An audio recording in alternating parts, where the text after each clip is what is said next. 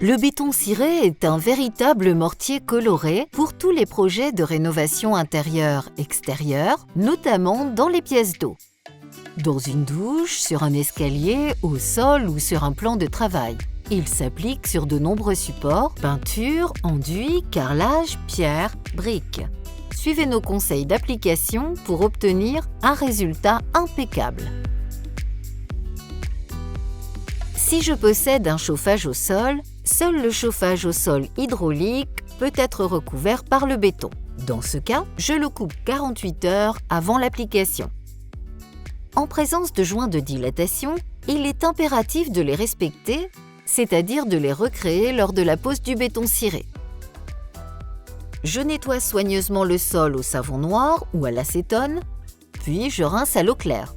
Pour améliorer l'adhérence sur carrelage, je peux appliquer la sous-couche pour enduit de rénovation pour créer l'accroche.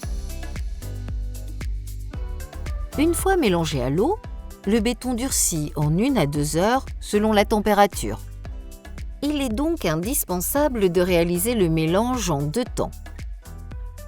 Un mélange pour la première couche, puis un mélange pour la seconde couche. Pour les sols, j'ai besoin, pour la première couche, d'1,5 kg de mortier en poudre par mètre carré. Pour la seconde couche, 1 kg de mortier en poudre par mètre carré. Pour une application au sol, le rendement total ne doit pas être inférieur à 2,5 kg de mortier en poudre au mètre carré afin de garantir une épaisseur et une solidité suffisantes. Pour 1 kg de mortier, j'utilise 300 g d'eau en adaptant les quantités à la surface à traiter. Dans le seau vide du mortier, je verse la bonne proportion d'eau, puis j'ajoute progressivement le mortier en poudre en remuant continuellement. Je veille toujours à incorporer la poudre dans l'eau et non l'inverse. Afin d'éviter la formation de grumeaux, je réalise le mélange en 3 fois.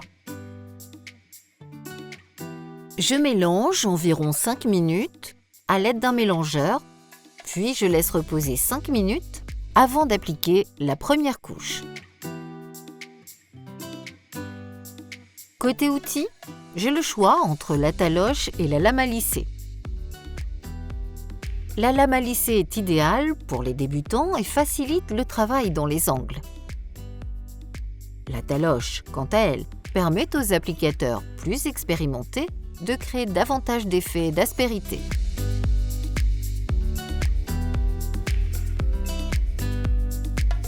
Je veille à commencer l'application dans l'angle opposé à la porte de la pièce. Je dépose le mortier par zone de 0,5 m² avec des gestes courts et arrondis. Je lisse le produit encore frais sans racler. Je nettoie régulièrement mon outil afin d'éviter les résidus. À la fin de l'application, je nettoie soigneusement le seau et les outils à l'eau. Je laisse sécher 24 heures avant d'appliquer la seconde couche. Mais avant, si nécessaire, je casse les arêtes. Puis, je procède à un nouveau mélange.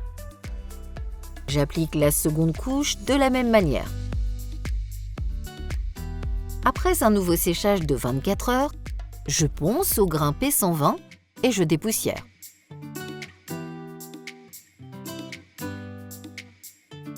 Afin d'imperméabiliser le béton et de bloquer sa porosité, j'applique le bouche-port le béton en 2 couches. Je mélange le produit, le verse dans un bac à peindre. Avec un pinceau à rechampir, je passe dans les angles, notamment sur les jonctions entre le béton et un autre revêtement. Puis je charge un rouleau lacqueur velours et le décharge dans le bac afin d'enlever les surplus et éviter des surépaisseurs. J'insiste bien dans les angles. Si le bouche-port a été complètement absorbé à certains endroits, je repasse une seconde couche 4 heures après la première couche. Je laisse sécher mon bouche-port 24 heures. Puis, j'égrène légèrement la surface et la dépoussière avant d'appliquer le vernis.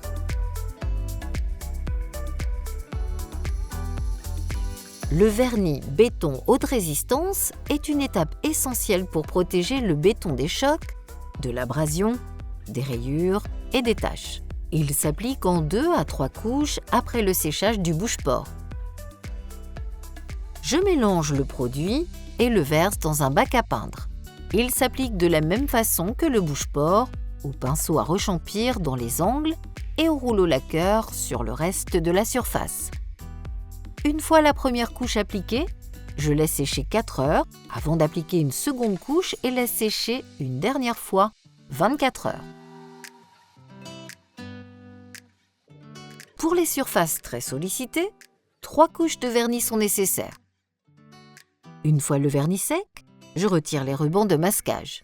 J'attends 5 jours avant une utilisation normale et 10 jours pour une sollicitation intense. Pour l'entretien, je privilégie des nettoyants doux et une éponge non abrasive.